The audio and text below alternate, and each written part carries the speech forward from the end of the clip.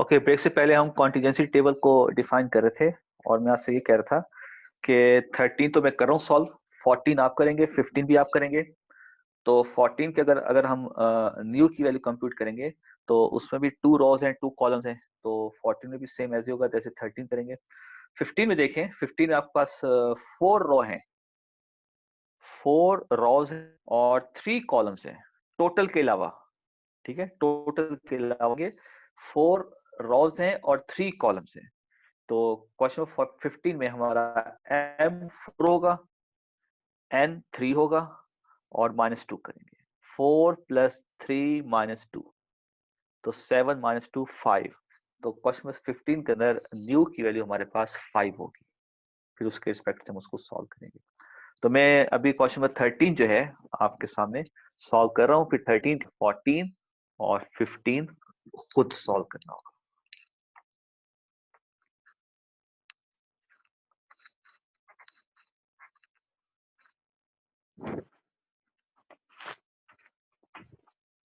तो question number 13 में हम स्टेप 1 में अपने S0 को क्या लेट करेंगे, 2 machines are independent।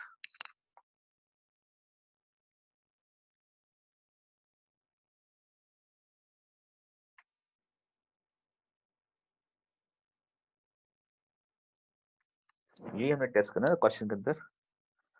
Use the following data to test whether the number of defective item produced by 2 machines is independent. इस दो मशीनों को इंडिपेंडेंट टेस्ट करना है।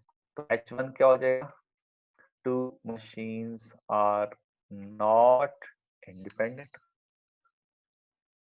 नॉट इंडिपेंडेंट कह दें या इनको डिपेंडेंट कह दें, बात एक ही हो जाएगी। H1 में हम डिपेंडेंट भी कह सकते हैं और नॉट इंडिपेंडेंट कह सकते हैं। तो डिपेंडेंट भी कह सकते हैं हम यहाँ पे, that 2 machines are dependent, 2 machine जो वो डिपेंडेंट है। ओके, स्टेप 2 में आएंगे, लेवल ऑफ सिग्निफिकेंस डिफाइन करेंगे, दैट इज अल्फा। तो अल्फा उसने हमें क्वेश्चन के अंदर डिफाइन नहीं किया हुआ, तो अपनी तरफ से लेट करें 5%। तो स्टेप 3 में आएंगे,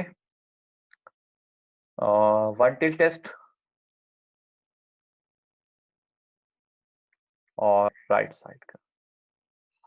स्टेप 4 में आएंगे, काई स्क्वायर डिस्ट्रीब्यूशन यहाँ पे यूज होगा, समेशन ओ माइनस ई का होल स्क्वायर अपॉन। स्टेप 5 में आ जाएगा, सारा कैलकुलेशन का काम करेंगे।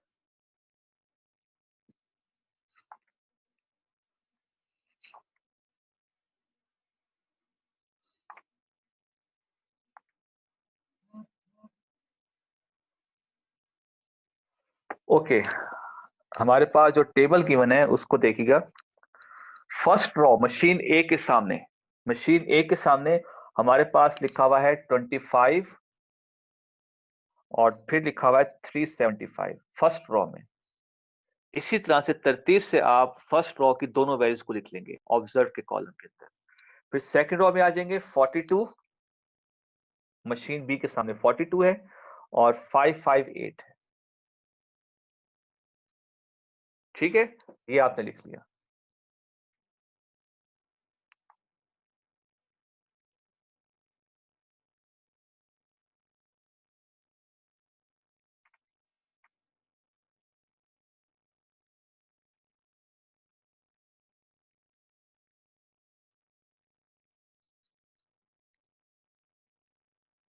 तो देखिए मैंने ऑब्जर्व वैल्यू कैसे लिखी, फर्स्ट रो सेकंड रो, पहले मैंने फर्स्ट रो की वैल्यू लिखी है, फिर मैंने सेकंड रो की वैल्यू लिखी है और तरतीब के साथ लिख रही है। अब हम निकालेंगे इनका एक्सपेक्टेड वैल्यू। एक्सपेक्टेड वैल्यू देखिए कैसे निकालते हैं। 25 टेबल में देखें 25 कहां पड़ा हुआ है, ठीक है, पूरे टेबल में देखें 25 कहां पड़ा हुआ है। इसका रॉ वाइज टोटल देखें, रॉ रॉ वाइज टोटल देखें और इसका कॉलम वाइज टोटल देखें।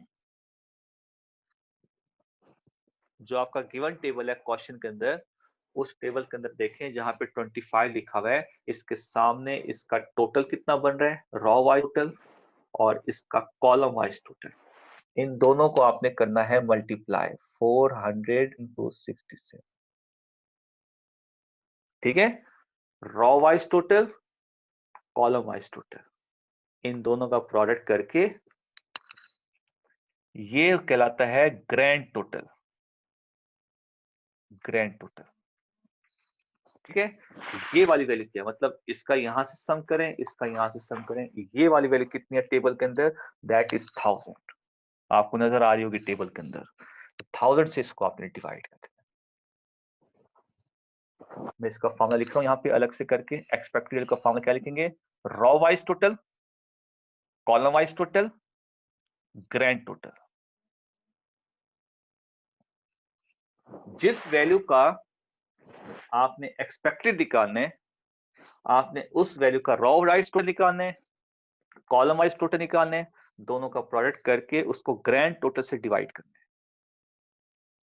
अब इसका रॉ वाइज और कॉलम वाइज टोटल कहां से मिलेगा, वो जो टेबल आपके पास गिवन है क्वेश्चन में, वहां से रॉ वाइज टोटल देखें, कॉलम वाइज टोटल देखें, ग्रैंड टोटल देखें और उसको इस तरह से सॉल्व कर लें जी। यहां से आपके आ जाएगी एक्सपेक्टेड फ्रीक्वेंसी। तो यहां से एक्सपेक्टेड फ्रीक्वेंसी निकालें 400 इंटू 67 और आंसर आ गया आपके पास डिवाइड बाय 1000। ये वैल्यू आपके पास आ गई 26.8। देखें 25 के नियरेस्ट है, ठीक है, 25 के नियरेस्ट है। ओके, अब 375 पे आ जाए। टेबल में देखें 375 पड़ा हुआ है, जहां पे भी 375 पड़ा हुआ है उसका रॉ वाइज टोटल देखें और उसका कॉलम टोटल। तो रॉ वाइज टोटल तो आपको वही 400 मिलेगा, कॉलम वाइज टोटल आप उसका देख लें तो कॉलम वाइज आपको मिलेगा 933। तो 400 को 933 के साथ मल्टीप्लाई करें और as it is grand total से डिवाइड करते हैं।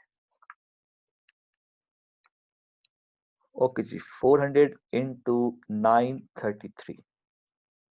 सर फर्स्ट वाली 26.8 है।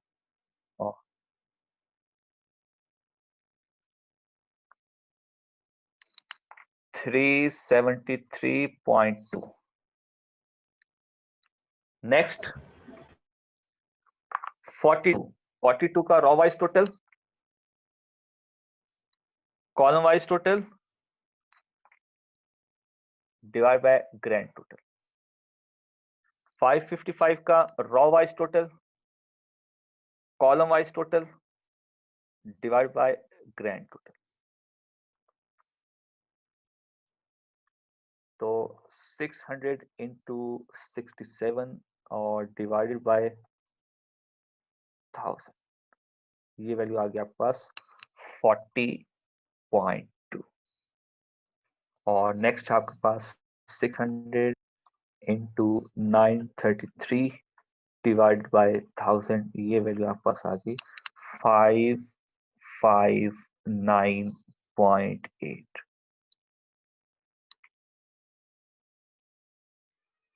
ओके जी, ये वैल्यू नियरेस्ट है, ये वैल्यू नियरेस्ट है, ये वैल्यू नियरेस्ट है और ये वैल्यू भी नियरेस्ट है। ठीक है, तो हमें डेटा ये बता रहे हैं हमारी एक्सपेक्टेड वैल्यू ऑब्जर्व के करीब करीब आ रही है, एच नॉट के चांसेस ज्यादा हैं एक्सेप्ट होने के। तो अभी हम इसको चेक करते हैं फिर। ओके, अब हम निकालेंगे इसका O माइनस ई अपॉन ई। तो 25 माइनस 26.5 होल स्क्वायर अपॉन 26.5, इसको हम अभी सॉल्व करते हैं फिर। 375 minus 373.2 whole square divide by 373.2। Next 42 minus 40.2 और डिवाइड बाय 40.2। नेक्स्ट जी, सर डेसिमल से फर्क नहीं, अगर 26.8 और 0.5 ले रहे हैं तो आंसर में स्लाइडली डिफरेंस आएगा।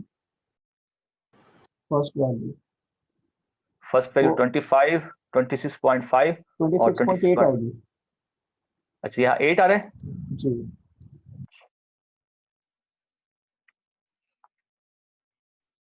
वही लिखी 558 माइनस 559.8 और डिवाइड बाय 509.8। ओके, अब हम इन सारी वैल्यूज को कंप्यूट कर लेते हैं। 25 माइनस 26.8 और आंसर का कर दें आप स्क्वायर, इसको डिवाइड कर दें 26.8 से, ये आपके पास वैल्यू आ गई 0.12। नेक्स्ट 375 माइनस 373.2 और इसका कर दें स्क्वायर और इसको डिवाइड कर दें 373.2 के साथ, ये आंसर आ गया आपके पास 0.0087। नेक्स्ट 40.2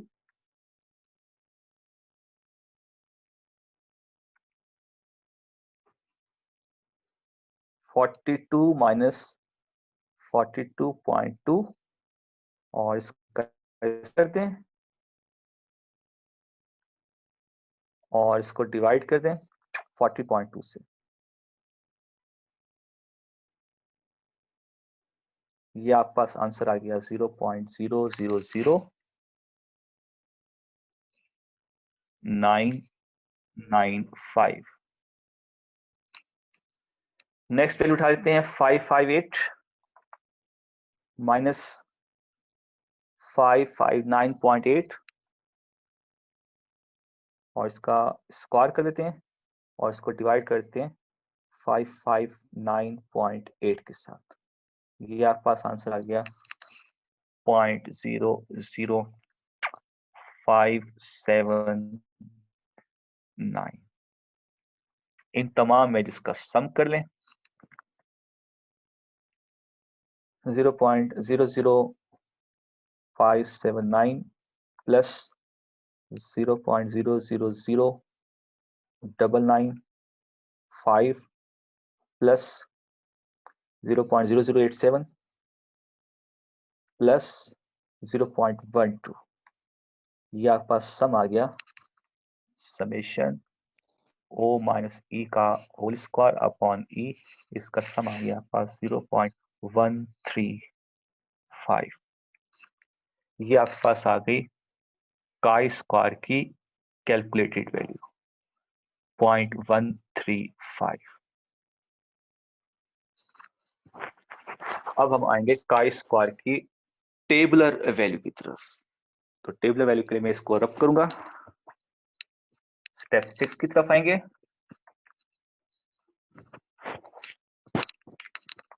स्टेप 6 के अंदर हम पहले इसका क्रिटिकल रीजन डिफाइन करेंगे। Chi square tabular value new है हमारे पास, 2 रॉज हैं 2 कॉलम्स हैं और 2 -2 करेंगे, m प्लस n -2, ये हमारा फार्मूला है। तो 2 रॉज हैं 2 कॉलम्स हैं, 2 + 2 4 हो गया, 4 - 2 आपके पास न्यू की वैल्यू आ गई 2। अल्फा हमने सपोज किया हुआ है 5%। तो टेबल में जाएंगे 2 के सामने और 5% के नीचे, टेबल के अंदर वैल्यू देखेंगे 2 के सामने 5% के नीचे 5.991, ये आ गई हमारे पास टेबुलर वैल्यू। तो हमारी जो कैलकुलेट की वैल्यू है वो टेबुलर वैल्यू से लेस है, तो हमारे पास H0 एक्सेप्ट हो रहा है। वो तो हमने पहले डिफाइन कर दिया, टेबल के अंदर वैल्यूज को देखते हुए डिफाइन कर दिया था कि टेबल के अंदर जो भी वैल्यू निकाली है एक्सपेक्टेड वैल्यू वो O के करीब करीब है, सारी वैल्यूज करीब करीब है, तो H0 एक्सेप्ट होने के चांसेस ज्यादा थे। तो यहाँ से हमारा H0 जो है वो एक्सेप्ट हो गया। Sir wait wait wait wait sir sir आपकी थर्ड वैल्यू रॉन्ग थी। जो 42 माइनस 40.2 होल स्क्वायर जब 40.2 था ना, आपने 0.000995 लिखा है, दैट्स रॉन्ग। इसकी वैल्यू 0.081 आएगी, ये डिफरेंस आएगा। अच्छा चले इसको ठीक है अब सर, आप वो कर लेंगे, मैथड वो से कर खुद ही लेंगे देख लीजिए, ठीक बाकी। है, मगर फिर भी बहुत ज्यादा गैप है। एच नॉट आपका एक्सेप्ट ही होगा। Okay sir. 40.2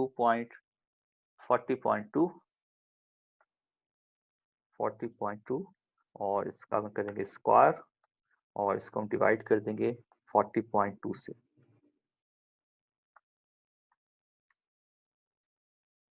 ये आंसर आ जाएगा 0.0805। ठीक है, मेरा आंसर गलत आ रहा है, इसको फिर आप खुद ही सही कर लीजिएगा, ठीक है। मगर बहुत ज्यादा गैप है, ये 5 है, ये 0.135 है। अगर आप इस गैप को इसमें ऐड भी कर देंगे ना, फिर भी ये एक्सेप्टेंस रीजन के अंदर ही आएगा। हमारा स्टेप 7 वही रहेगा, ठीक है, इसको आप सही कर लीजिएगा। ओके स्टेप 7 में हम क्या करेंगे, काई स्क्वायर, सिंस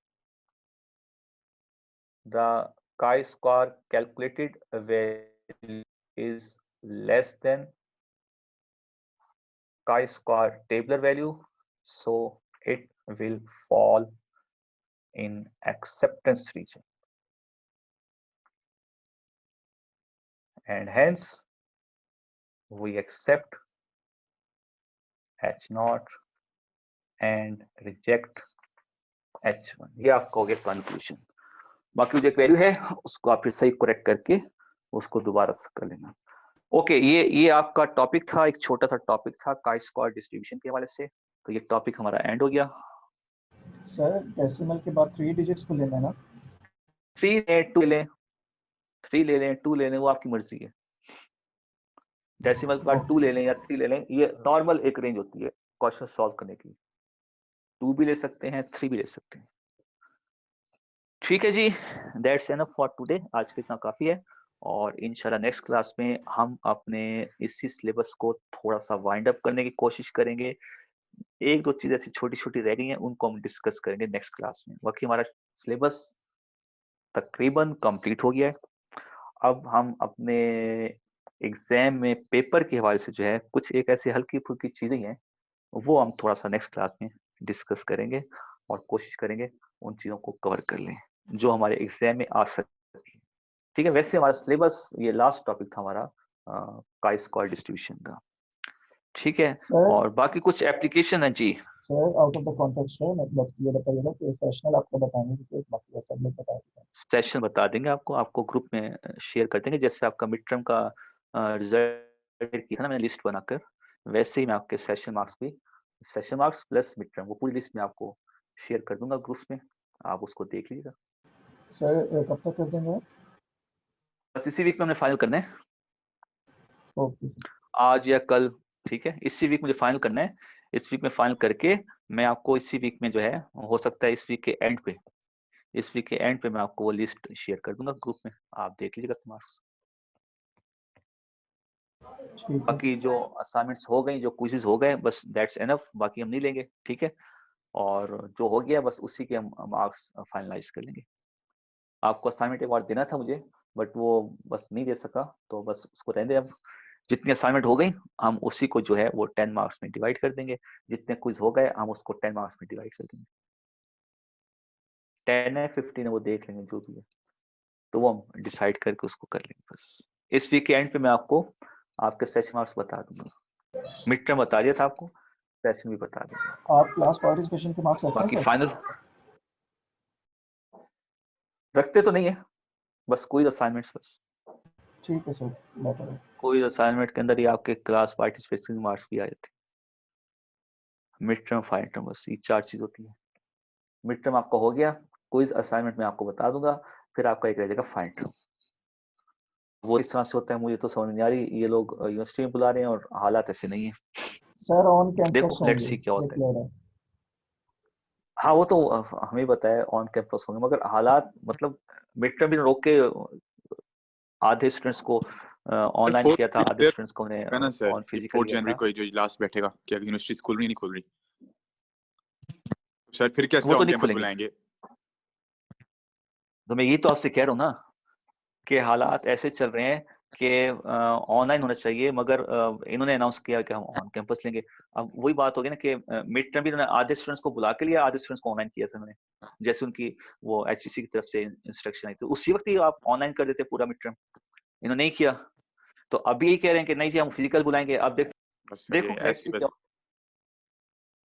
बहरहाल ज्यादा चांसेस इसी के हैं ऑनलाइन के, ठीक है, ऑनलाइन के ज्यादा चांसेस हैं। अब कोई पता नहीं इनकी मैनेजमेंट जो है, बैलेंस की मैनेजमेंट जो है वो अपने आप को कर ले कि नहीं जी हम 2 शिफ्ट में चला लेंगे, 4 शिफ्ट में चला लेंगे, फिजिकल लेते हैं, वो अब इनकी मर्जी है। बट हालात ऐसे नहीं है कि बुलाया जाए यूनिवर्सिटी में। ये हालात तो अभी तक ग्राफ ऊपर ही जा रहा है।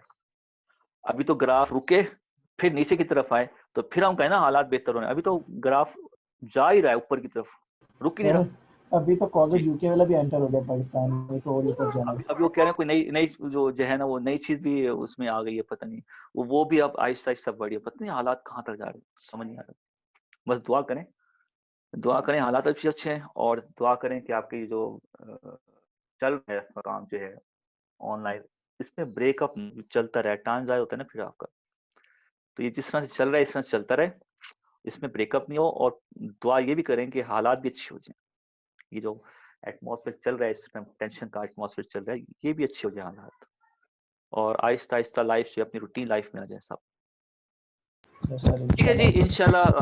सर इंशाल्लाह इंशाल्लाह आप भी दुआ करें, मैं भी करता हूँ सर जी मेरे जी। ना वो गलती से कोई तो सेंड नहीं हुए थे आपको, मेल नहीं हुए थे, तो मैंने आपको व्हाट्सएप कर दिए थे बाद में। आपने क्या किया था? फिर आपको व्हाट्सएप कर दिए थे कोई, मैंने बाद में चेक करे तो मेरे कोई भी सेंड नहीं हाँ हुआ वो मेरे था। पास आया था व्हाट्सएप जी, बिल्कुल आया था। ठीक है, थैंक यू। ठीक है मैं देख लूंगा उसको। ठीक है सर। हाँ उसको मैं देख लूंगा इंशाल्लाह, इस वीक के एंड पे मैं आपको आपके सेशन मार्क्स बता दूंगा। ओके जी, अपना ख्याल रखिएगा, मैंने आपके अटेंडेंस काउंट कर लिया है, और अपना ख्याल रखिएगा, दुआ में याद रखिएगा। अल्लाह हाफिज। अल्लाह हाफिज़।